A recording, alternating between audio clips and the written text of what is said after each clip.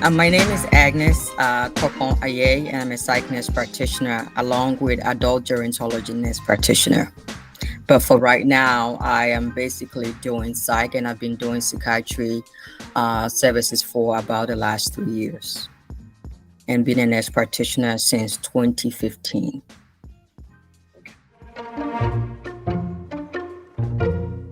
So I have to. So I have.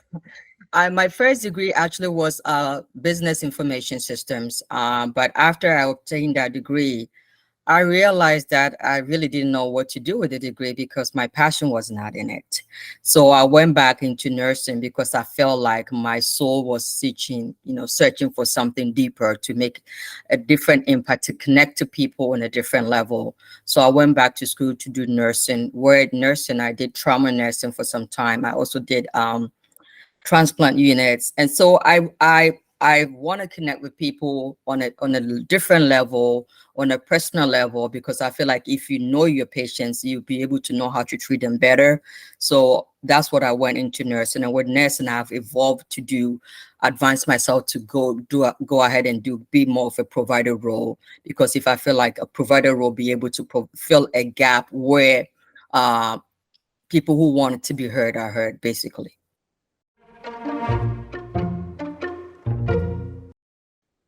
My free time, I enjoy reading. Reading is my absolute best. When I'm reading a book, my whole world is in the book, and I will not be distracted. I read, I get involved with the characters. I feel like I personify myself in the character, and I feel like I am in the book. I'm part of it, and there we go. We're taking it along. So that's what I enjoy doing, along with traveling. I love to travel. I love getting to know different cultures, especially. I like to engage with people on a different level. So getting to know people in a different, with different cultures gives you a better perspective of who your patients are, and also have a way to connect with people, and also the way to not be judgmental of anybody, but to be able to connect with people.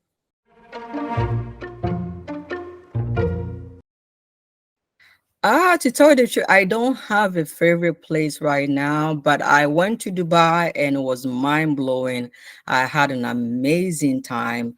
The one thing Dubai is almost like people go out at night. So during the day you don't see a lot of people, but nighttime it's like the whole city was out. So I had an amazing time, not because of anything special, but the city of Dubai reminded me so much of Las Vegas. So I felt like, and also connect with different people, and also having, I think when you are from, let's say, United States, you have a perspective or a misconception that people that live in the Arabian Arab world are not exposed to different things, or probably they dress differently, but that was never the case. When I went to Dubai, though, I was dressing conservatively and they were dressing a little bit more liberal. So it was a different, it was almost like a culture shock to me, because I wasn't expecting it. I was thinking that, oh, I have to cover my face, I have to cover my head. And it was never the case. People were more exposed, people were more enlightened, and people were also generally very, very nice and welcoming. And for me, I feel like it was a culture shock. And I really didn't see any difference between them and people in the United States. It was almost like going to Las Vegas to me.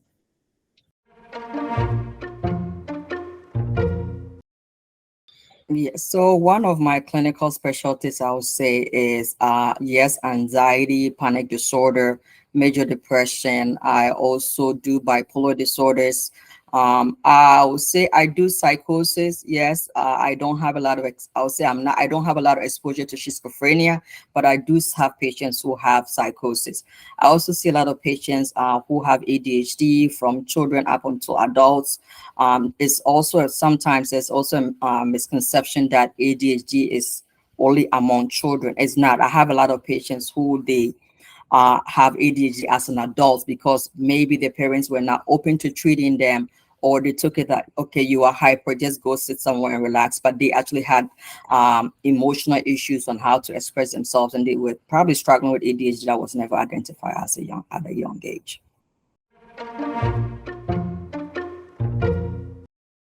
So sometimes even treatment for even other disease process, it all depends on the pharmacokinetics, the pharmacology of the person, as well as the medicine. There has to be a mesh. Sometimes The genes and the medicine does not agree. It's not that the medicine is not good.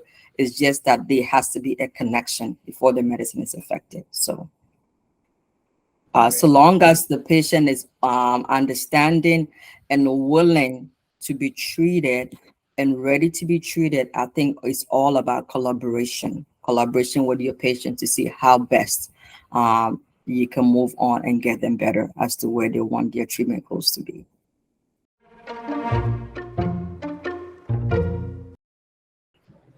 My favorite, I'll say my favorite movie will be the movie with Notting Hill. Is it Notting Hill with Julia Roberts and Hugh Grant when Julia Roberts, a movie star, went to England and fell in love with a bookstore keeper. That's my all-time favorite movie. It's a chick flick, but I enjoy it every day. I read James Patterson a lot, but my absolute best is Daniel Steele novels because it takes me to a different world. It takes me to a different lifestyle. So those are the two books I read the most. Yes, I have read a little bit of also um, the lady who wrote. Oh, I can't remember, but I read other books too. But those are the two that I enjoy the most. But any book that is interesting that will get me lost and out of to a different mindset, a different world, I would love to read it, definitely.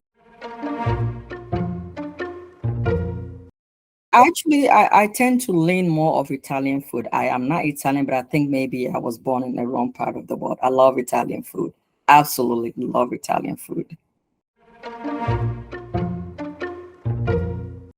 I say most of my clientele is adults. So I would say probably I see 60-40%. I have a 40% patient population who are children and about 60% adults.